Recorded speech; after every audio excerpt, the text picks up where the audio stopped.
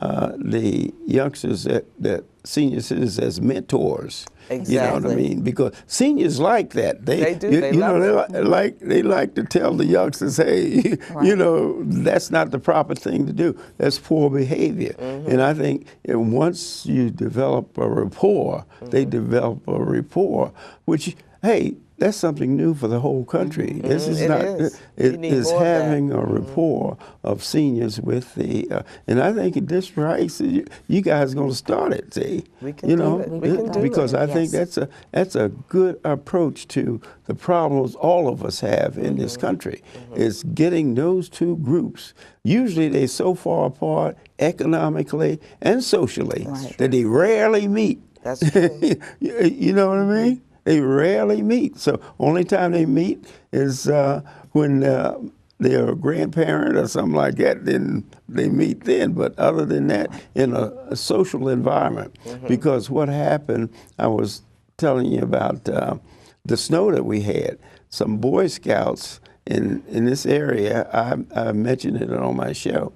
They went to senior citizens. Senior citizens had the money, but they didn't have the strength to actually shovel that snow. So what did they? The Boy Scouts shovel their snow free. Wow. You know, That's so beautiful. that type of, and the seniors are really elated about it, to the point that they sponsored a trip in the Boy Scouts. Oh, that's wonderful. Yeah, So but I'm just wonderful. saying those are examples of the things that what we need to do is really bind the youngsters with the seniors, because seniors with all their experience and everything. Okay, we're getting ready to wrap this up now. Tell us some of the things that you're going to propose, and you too, Pamela. All right. Well, as I said, I'm going to propose more community policing, volunteerism between our seniors and our youth, mentoring program or some type of program to bring them together, and more accessible to the residents. Okay. And I mean, Pamela. It's Pamela. I totally support everything that Carol has mentioned as well. I mean, I'm all about increased code enforcement and the walking the beat of the police officers, certainly volunteerism, because we have, both parties, the youth and our seniors, have so much to offer one another. So we need to get involved. And Well, what about volunteers? Yeah, for all the things you talked about, you need somebody to do it. You couldn't do it yourself. You make an appeal for the people in District Heights to come out and be active in the community. Being an elected official, you don't have the time that you.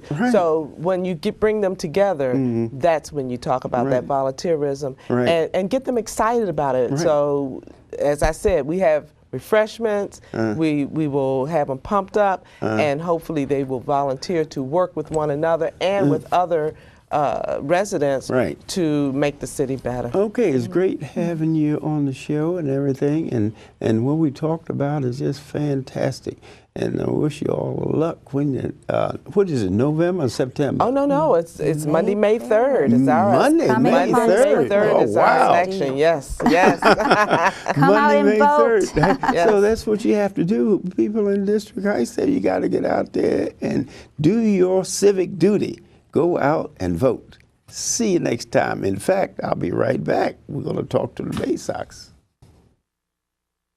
Hi, welcome back to the award-winning Ed Brown Show. And we got an award-winning team here in gorgeous Prince George's. That's the Baysox. And my guest is Brian Shellcroft, the general manager of the Baysox. They tied for first place.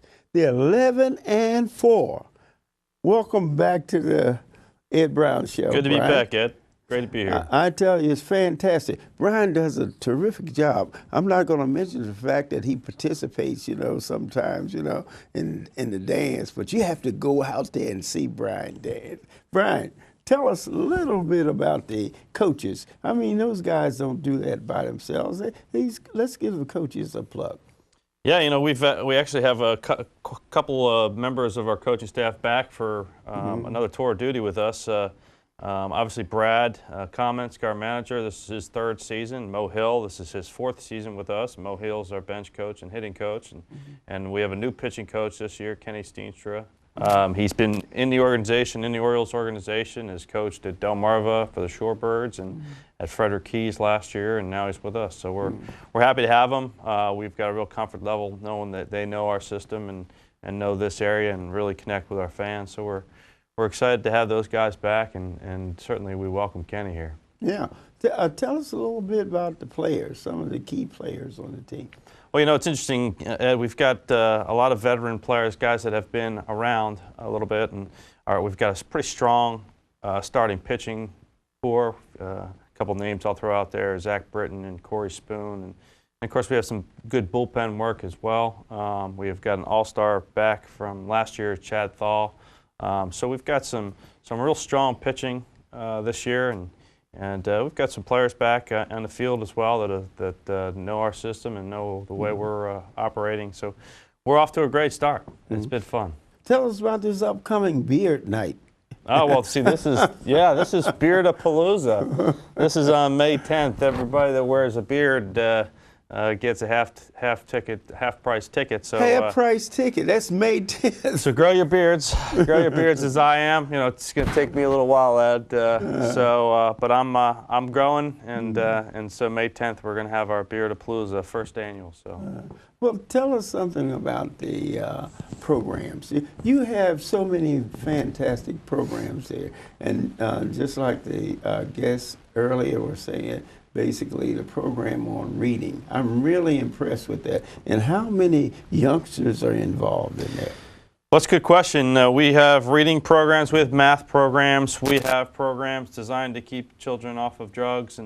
And the reading programs in Prince George's County, we have 2 days devoted to that, and over 32,000 students have participated at over 90 schools. 32,000. Yeah, so it's impressive. Wow. It's grown every year, and you know, the teachers utilize our tickets as incentives for kids to excel in reading. So we're happy with our partnership with local schools.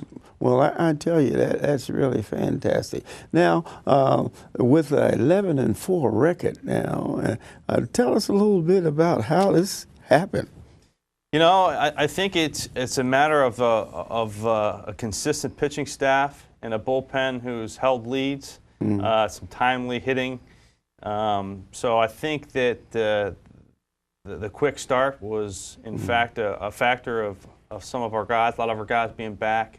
These are not kids off the street. These guys have been here before. Veterans. They're veterans. Right. And so we're real happy with the start. We're playing some good defense behind our pitching staff. So that's been a real positive aspect so far, and we hope to continues.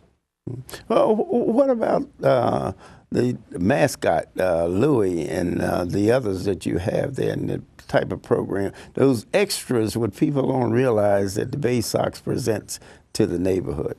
Well, you know, our mascots, we really appeal to children in this community, and our mascots are a way of strengthening that association. When you ask people about the Baysox, they know Louis. That's right. What they know. They might not be able to name a single player or a manager, but they do know Louis.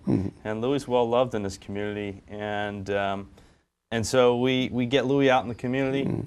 He's well recognized, so he makes appearances. He makes appearances all over the county, right? Sure. All right. You know, we have nonprofits that utilize Louis for appearances. We also have companies that want to utilize Louis to attract fans as well.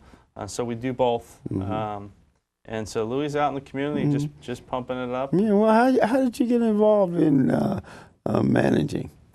Well, myself, I played sports in college and got involved at that level and continued after college. From Pottstown, Pennsylvania, huh? You got it, Pottstown, Pennsylvania. Right. You got a little boy, too. Little boy, yeah, 18. How old is he? He's 18? Oh, he'd be terrible, too. Yeah. It'll be soon. I'm waiting. Soon he'll be working you over. Well, soon he's going to be working for me. We're going to put him to work as soon as he grows up. All right. You have to. Yep. Bring him in working, you know. That's right. If you don't do that, then what happens, you know?